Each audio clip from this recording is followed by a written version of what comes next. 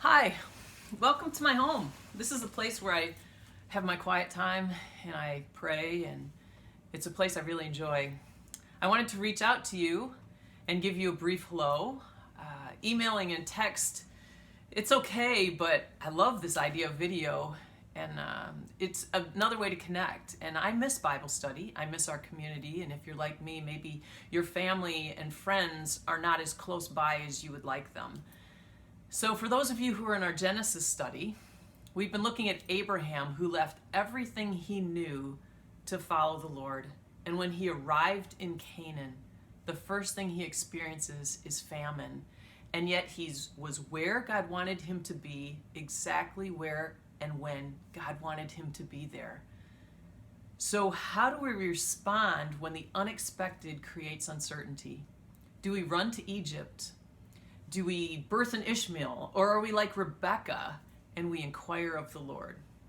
Where is our focus?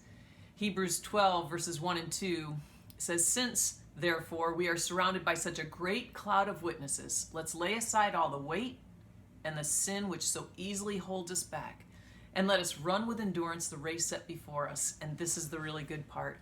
Fixing our eyes on Jesus, the author and perfecter of our faith, who for the joy set before him endured the cross and is set down at the right hand of God the Father. Fixing our eyes on Jesus.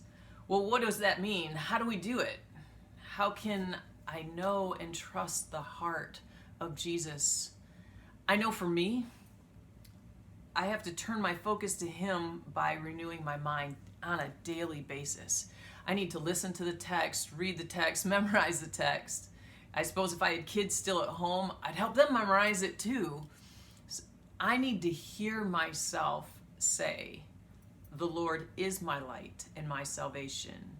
Whom shall I fear? The Lord is the strength of my life. Of whom shall I be afraid?" Psalm 27.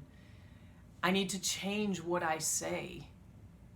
I have to, when I look at what am I talking about the most, especially in this uncertain time, we have to look at, are we saying words of faith? Because just the other day I was at lunch and we were in conversation, and what a challenge it was to keep Jesus in the middle of that conversation, to say words of faith, that and to speak what we know is true.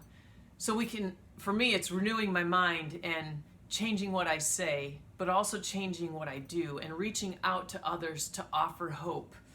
Maybe in something even like this, but to pray for others, or to call them, or send a text or an email, to FaceTime them or leave them a polo.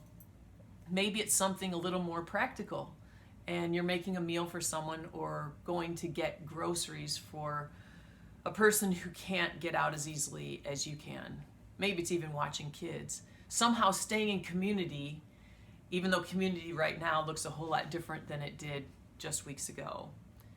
So I encourage you to press into Jesus, to know the beat of his heart, to fix our eyes on him through the renewing of our mind, through the words that we say, through the actions that we do. Because the Lord wants us to lean in, to trust in, to adhere to, rely on, and cling to him, especially when we don't understand. Babby Mason sang a song years ago that said this: "God is too wise to be mistaken. God is too good to be unkind." So when you don't understand, when you don't see his plan, when you can't trace his hand, trust his heart. I encourage you to get to know the heart of God, who is the same yesterday, today, and forever. And I want to end with the words of Paul from Romans 15, verse 13. It says, "May the God of hope fill you with all joy and peace in believing, so that by the power of the Holy Spirit you may abound in that hope." We'll see you soon.